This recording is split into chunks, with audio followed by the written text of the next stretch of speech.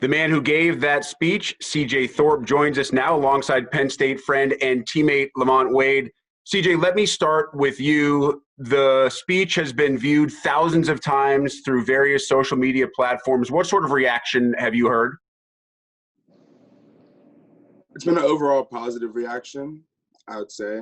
I've gotten a lot of comments from people, on both ends of the spectrum, just kind of all over the place. I got people from back home, people from up at school, just a whole bunch of different friends, and even random people just like saying that what I said was that they enjoyed what I said, that they really agreed with the things that I was saying, and that they supported the message. So it's been mostly good. I did look on the original post Facebook page, and there were some comments that were just kind of like out of left field, but you're going to get that with anything. Anytime you're making any type of bold statement, there's going to be someone who doesn't like it. Now, Lamont, you know CJ, so I'm sure you were not surprised when you heard the speech that he gave, but how did it make you feel to listen to that passion that came out of him that day? Well, CJ was actually my roommate for a year. So I kind of know that intellect he has, and I know that drive he has. We went on trips down Texas to Black student mental health awareness trips. So I've been around him in these various settings where I can tell how he feels about certain things and how he expresses himself. And as you can see, it was pretty immaculate. It was pretty strong. And CJ, it was done without any notes. It came straight from your heart. So I'm curious as to how long you think that speech has actually been inside of you before you delivered it. Oh, years. I mean, that speech was probably like a drop of the total passion that I have for this subject. This is also one of my degrees, like one of my areas of study. So, but it's one of my areas of study because I've been directly involved. I've been directly affected by it. Like I felt the pain of the racial inequalities in America. Like I am directly affected by that. So it's something that I took upon myself to educate, and so that I would have the ability to be able to educate others, not just have this anger and not just have this passion for it, because like anybody can, see a problem and be mad about it, or, but it's actually being able to not only articulate it to those who you're trying to communicate to, but it's also, looking at patterns so you're able to see a way to fix it. Now, you used a term during that speech that I've heard many others use as this movement has started to pick up steam, and it is educate yourselves. What exactly do you mean by that? What should people, white, black, young, old, rich, poor, be educating themselves with, and how can they use that to try to reach the goal that I know so many people are striving for right now? Well, I know part of the education aspect of it is literally Googling, because, a lot of people rely on what they've learned in school whenever they don't realize that what they've learned in school is only a sliver of the truth. And, a part of that is also, as they say, the victors write history. So those who are empowered, what the history that people learn in schools, you're only learning the history from the perspective of the people who are already in power. So what I mean by educate yourself is look into the history of the other sides.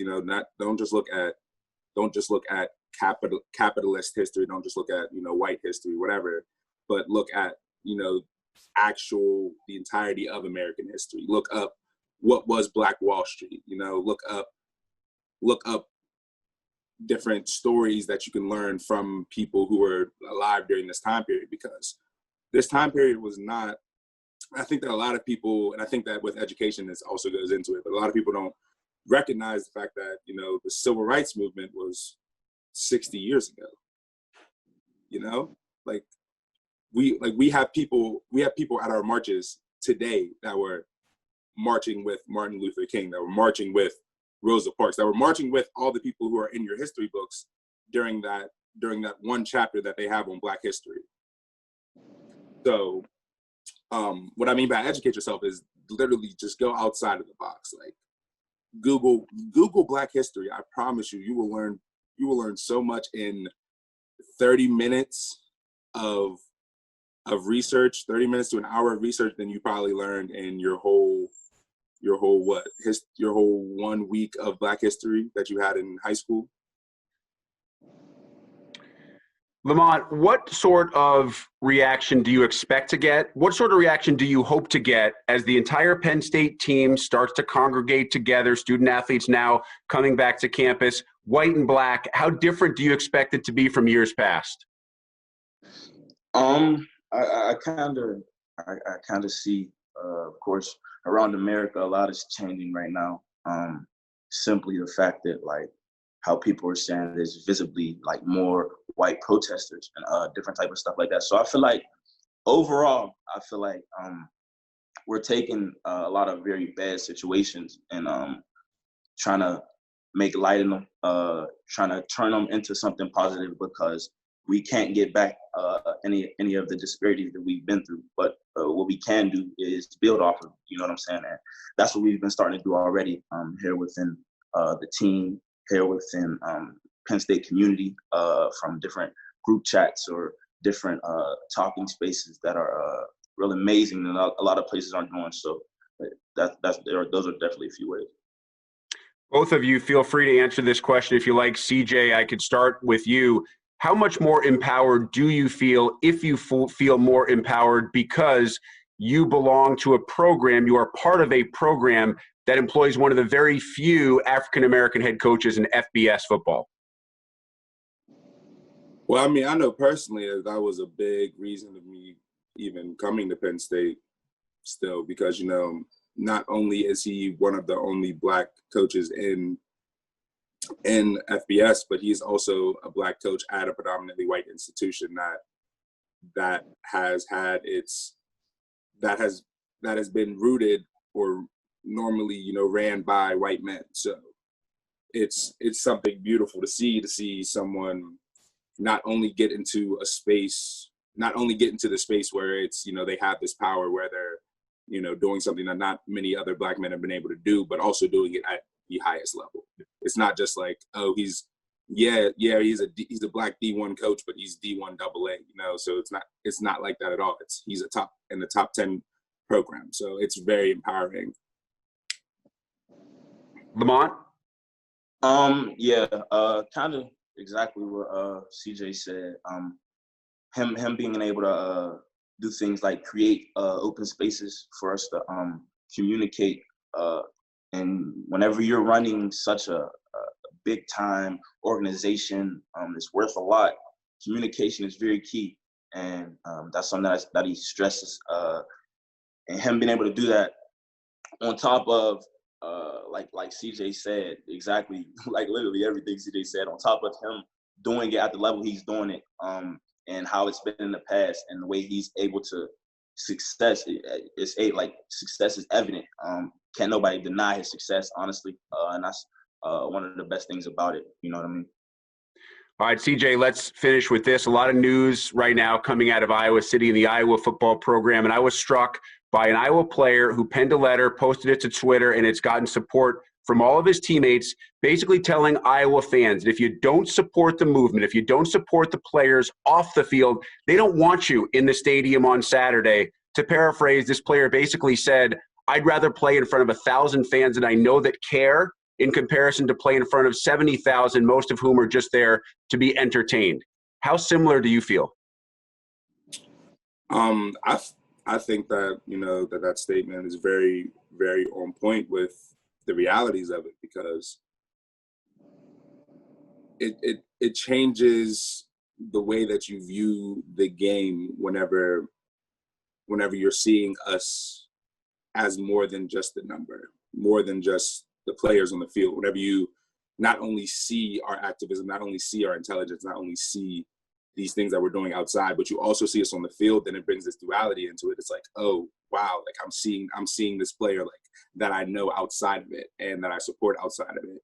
You know, I'm seeing them do their thing. Like this is like a full, complete picture. Whereas, like you're saying, like he said, you know, if there's 70,000 people there who are just there to be entertained, well, then we start getting into what are these metrics? What is this system that we're creating, where we are giving everything we've got, that we are putting our lives on the line, our bodies on the line, our futures on the line to entertain someone else that doesn't care about the things that we stand for, that actively protest against the things that we stand for, that actively tries to diminish the things that we're saying that are about us.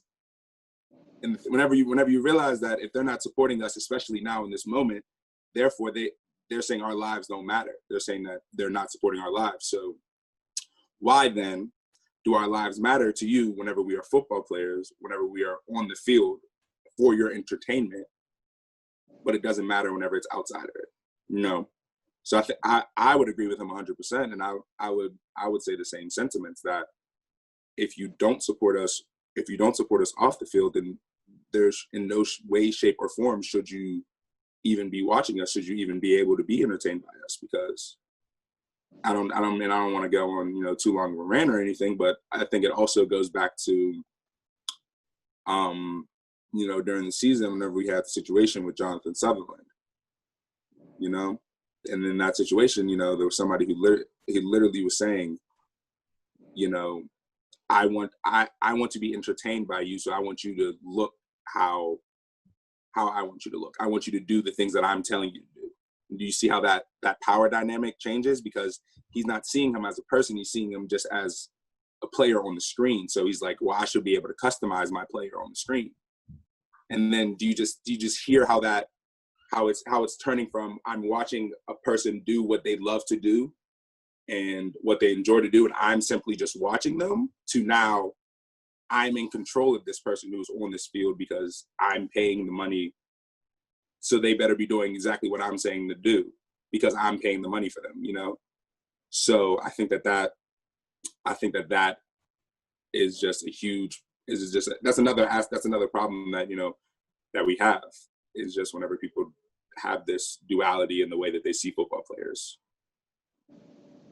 CJ Thorpe, Lamont Wade, I truly appreciate the time. For a lot of people, this is an uncomfortable subject for us to touch on and for us to talk about, but obviously a vitally important one right now, especially. Really appreciate the time. Hope you guys get back on the field. Hope everybody stays healthy, and we hope this fight for racial equality finds a goal that we're all searching for. Thanks, guys. Appreciate it. Thank you.